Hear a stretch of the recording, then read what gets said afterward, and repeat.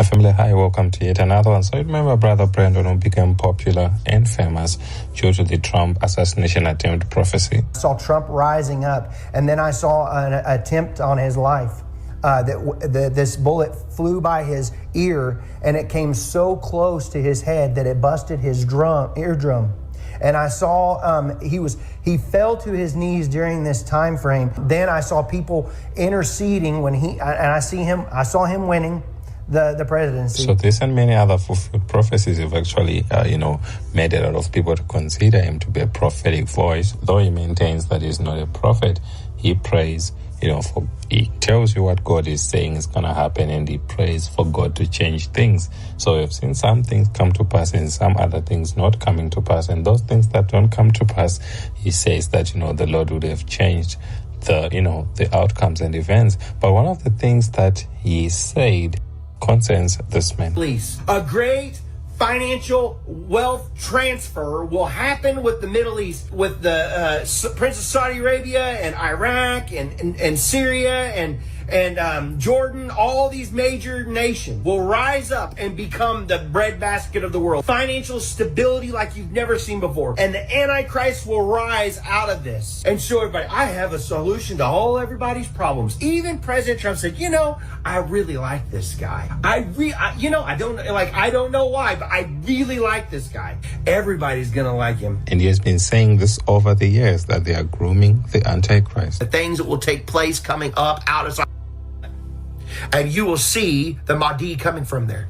That's what I've seen. I still believe he's MBS. The true Antichrist is being groomed behind a curtain, and there was demons making his face and was getting him ready. He wasn't ready for the scene yet, because the great restrainer is still restraining him. So he has been saying that MBS is the Antichrist, that is his personal opinion. And he said this a day before this man came to the United States of America to have a meeting with President Trump, of which I'll actually share with you some of the discussions they had. Everything was played before my eyes. The Lord allowed me to see this.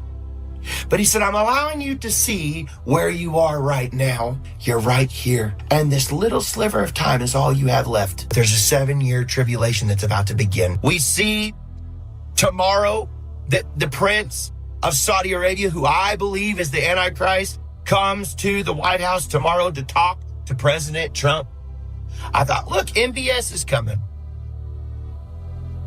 Well, Brandon, I don't believe I don't care what you believe. I really don't. Well, I believe it's in Europe. Well, you just keep believing it. You keep watching. You just keep watching MBS. You keep watching the Mahdi. And my family, the things that were discussed between the Crown Prince of Saudi Arabia and President Trump, the things that they actually made public, they actually now make it, believable.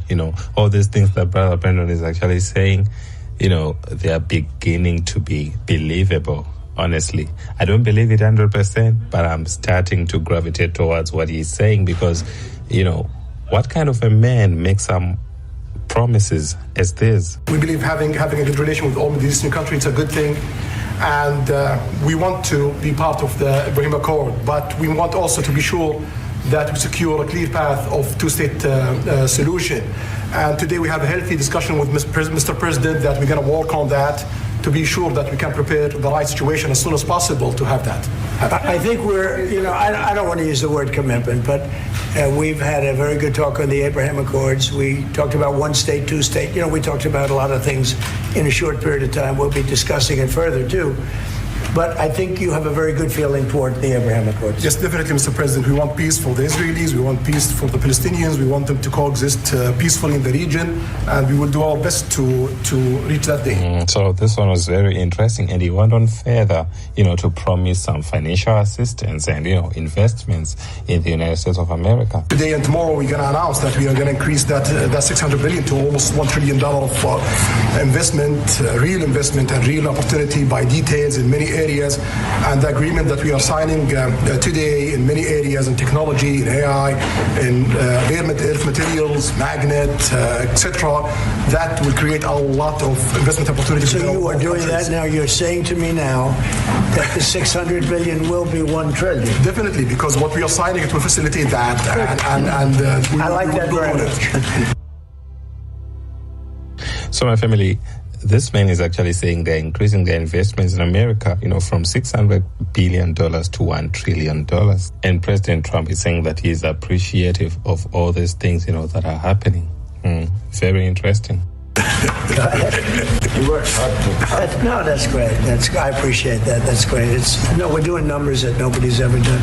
And in all fairness, if you didn't see potential in the U.S., you wouldn't be doing that. Definitely. You don't want to lose money. As you said, Mr. President, it's the most hottest country in the planet. But what you're creating is not about opportunity today. It's about also long-term opportunity in the rest of America that will affect American economy positively in the next coming decades, preparing the right foundation of emerging technology. Wait a minute. Let's actually listen to that again, where you talked about, the foundation for emerging technologies. American economy positively in the next coming decades, preparing the right foundation of emerging technologies. That's a game changer for America in a good way, and we want to be part of it. My family, hearing this stuff from him, these are major red flags that cannot be ignored, and the following clip I'm just going to share with you, where President Trump actually defends him, actually solidifies what Brother Brennan was saying, prophetically saying that, President Trump will say that he likes this man. The Prince of Saudi Arabia will rise up and become the breadbasket of the world. Financial stability like you've never seen before. And the Antichrist will rise out of this and show everybody, I have a solution to all everybody's problems. Even President Trump said,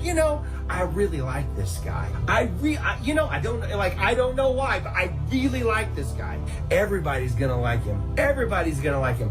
He's just a really nice guy. People say, Brandon, I don't believe it. He seems like he's kind of goofy or whatever. Folks, are you expecting the Antichrist to show up with a sign that says, I'm an Antichrist, have big AC on his head, tattoo with devil horns and a red cape going, haha, I'm Antichrist? So it becomes more interesting, my family. Let's listen to this exchange between President Trump and this ABC reporter. Is it appropriate, Mr. President, for your family to be doing business in Saudi Arabia while you're president? Is that a conflict of interest? And Your Royal Highness, the U.S. intelligence concluded that you orchestrated the brutal murder of a journalist. 9/11 families are furious that you are here in the Oval Office. Why should Americans trust you? Who are you with? And the same to you, Mr. President. Now, who are you with? I'm with ABC News, sir. You're with who? ABC News, sir. Fake news. ABC fake news. One of the worst in the business. But I'll answer your question. Thank you.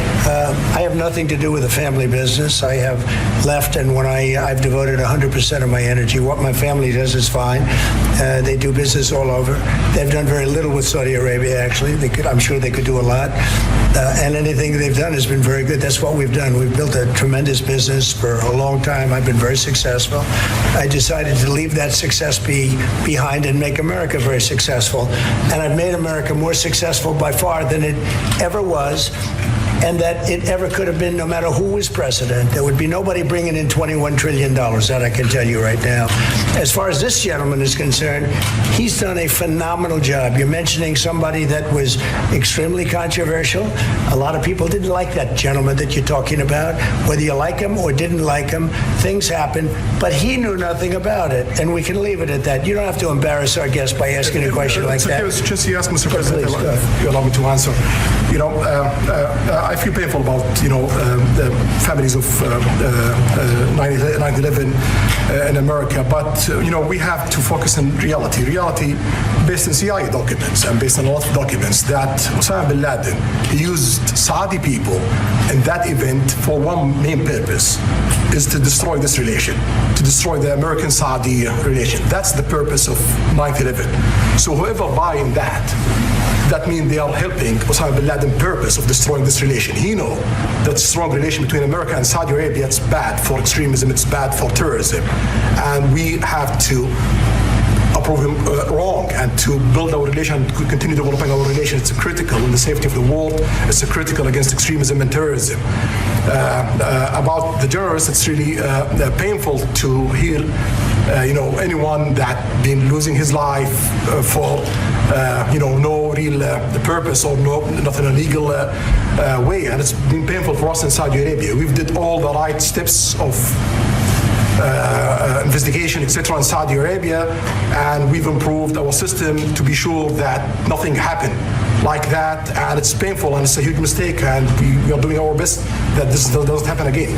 Mr. President, thank you, Mr. President. The Crown Prince has been instrumental in helping lifting the sanctions on Syria. will there be any joint investment between the U.S. and Syria? And will you visit Damascus? Are you from Syria? No, but Where are you from? I'm from Palestine. Oh, you're making a lot of progress, huh? Very good. Well, they like me. The Palestinians like me.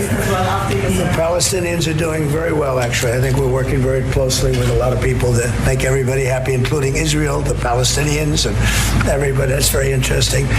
No, I think that I will tell you, the Crown Prince called me, and he specifically asked me if I would lift the sanctions on Syria because he wants to see Syria make it.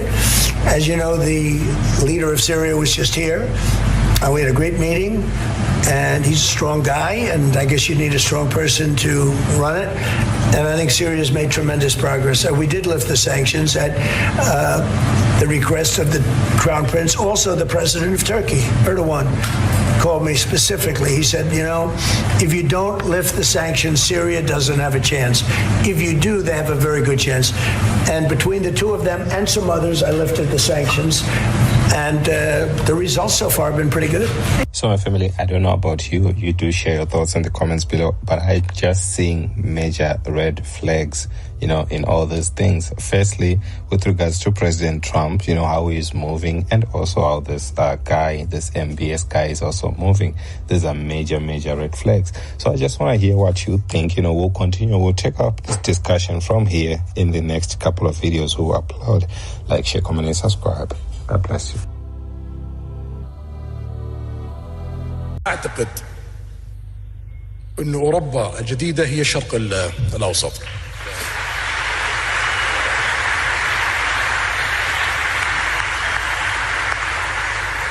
المملكة العربية السعودية في ال5 سنوات القادمة سوف تكون مختلفة تماما.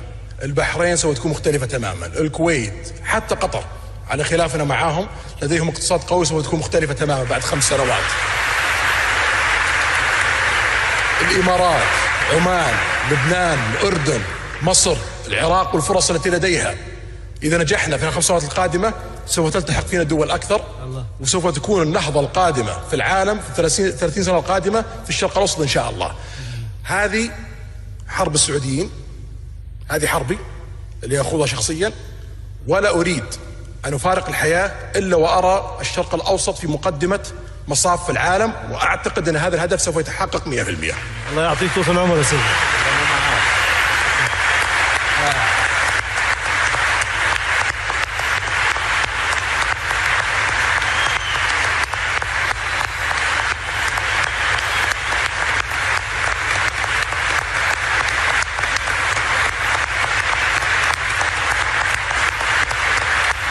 Because I was standing back, but I was like watching a movie. It was very strange. And I saw this man in Berlin, and all the world leaders were behind this table. It was a round table in Berlin. It was a big, like an office, looked like. It was this brown table, and there was chairs all around it. And all of these big leaders, world leaders, were all behind this big table. And this man, I don't know who he was at the time. I do know, later on, I'll tell you. And all of the people were asking him for a solution to all the rioting, to all the craziness that was going on. And he was instructing them on what to do. He had all the wisdom. He was very powerful in demeanor, the way he carried himself. He was a Middle Eastern man.